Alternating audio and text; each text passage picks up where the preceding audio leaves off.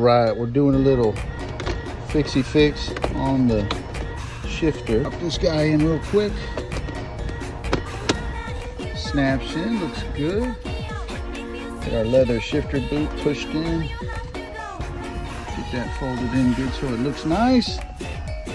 And then next, since our shifter broke, we're gonna go ahead and take some of this Ticky Tak. Anybody remember Ticky Tak? This stuff is good. This stuff works real good. I'll mix up this Ticky Tak. Got some brand new Ticky Tak. Once we get it molded, see if we can stick it down on here. That doesn't look too bad. That'll work.